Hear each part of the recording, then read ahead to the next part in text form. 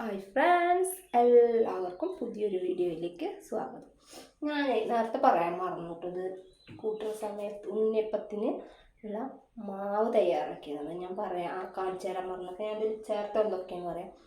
ഞാൻ എന്തൊക്കെ ചേർക്കാമെന്ന് നിങ്ങൾക്കും കൂടി ഒന്ന് പറഞ്ഞു തരാമെന്ന് വിചാരിച്ചിട്ടാണ് കേട്ടോ. അപ്പോൾ ഇത് അരിപ്പൊടിയായിരുന്നു.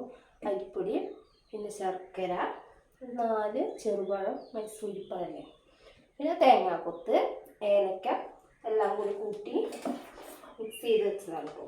1 മണിക്കൂർ റെസ്റ്റ് ചെയ്ത് വെച്ചതിന് ശേഷമാണ് ഞാൻ എടുത്തത്. അപ്പോൾ ഉണ്ണിയപ്പച്ചട്ടി അടുപ്പത്ത് വെച്ചിട്ടുണ്ട്. എണ്ണ പറഞ്ഞിട്ട് ചൂടായിട്ടുണ്ട് കേട്ടോ. അപ്പോൾ നമുക്ക് ഉണ്ണിയപ്പം ഉണ്ടാക്കി നോക്കാം. ഞാൻ എന്തൊക്കെ കൂട്ടുന്നത് കാണിച്ചു തരാൻ വേണ്ടിയാണ്.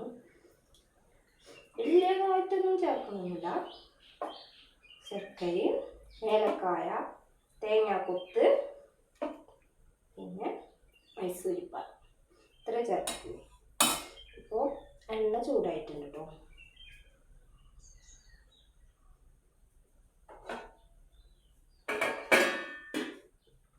കുറച്ച് മാവ് ഇങ്ങനെ ഗ്ലാസ്സിക്ക് എടുത്തിട്ടാണ്. എണ്ണ ചൂടായിട്ടുണ്ട്. അപ്പോൾ നമുക്ക് പറഞ്ഞു കൊടുക്കാം.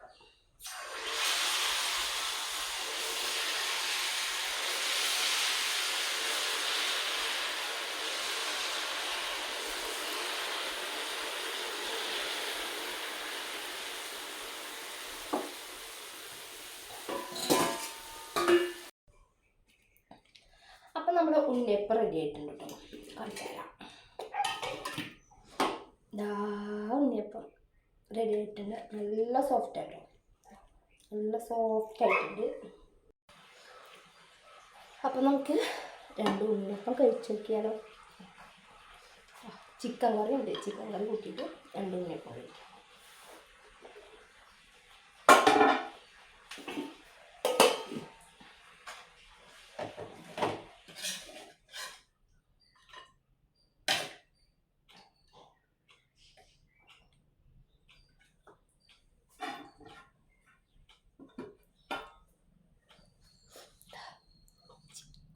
ചിക്കൻ കറിയാണ്, നമുക്ക് കഴിച്ച് നോക്കാം.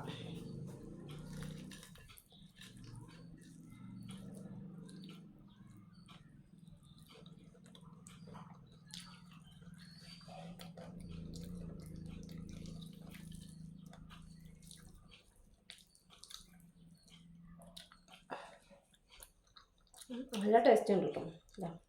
ചിക്കൻ്റെ ഒരു പീസ് കൊടുക്കാം. അടിപൊളിയാണ്. അപ്പം ഞാൻ പറഞ്ഞില്ലേ, ഇതിൽ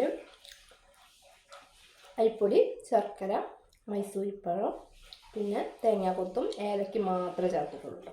പക്ഷെ നല്ല ടേസ്റ്റാണ്. നല്ല മയമുണ്ട്, നല്ല ടേസ്റ്റും ഉണ്ട് കേട്ടോ. അപ്പോൾ എല്ലാവരും ഇതുപോലെ ചെയ്ത് നോക്കുക.